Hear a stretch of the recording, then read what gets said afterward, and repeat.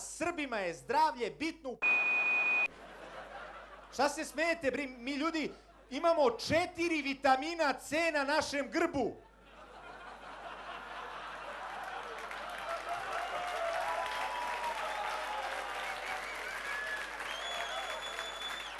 Našu zastavu ogrneš, to ti je najbolja zaštita protiv svinjskog gripa.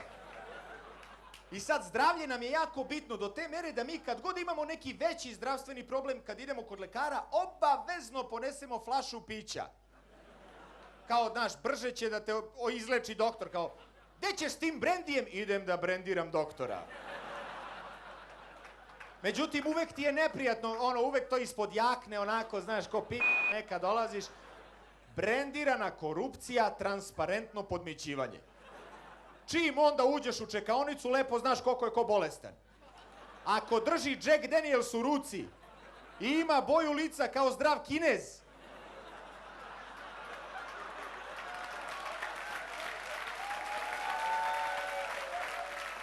ne sedaš pored njega, jednostavno, jel?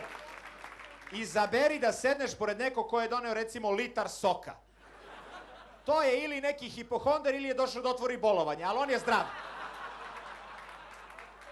Onda niko ne bi ni optuživao te jadne lekare što primaju mito. Uhvatili su nekog, jel ima nekog lekara ovde? 1, 2. Premalo na ovu masu, ako pozli nekom najebali ste. Elem, lekari normalno primaju mito. I uhvatili su jednog u Srbiji pre par godina, osudili ga na 10 godina zatvora zato što je tražio nekom klincu 300 evra za operaciju. Pomoglo je na suđenju to što je on rekao, ljudi, ja sam spustio cenu.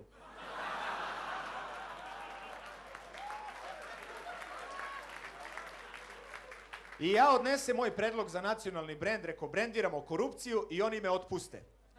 Ne da su me otpustili, nego su hteli da me streljaju kao opomenu zaposlenima ispred firme.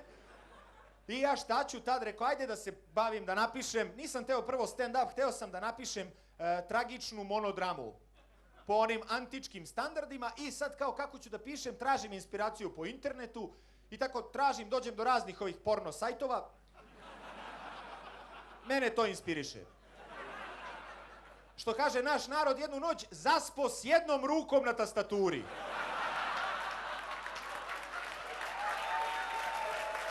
Pozdrav za moje drka.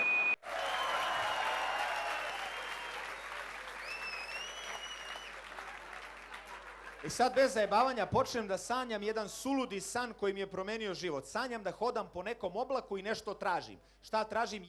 Valjda inspiraciju.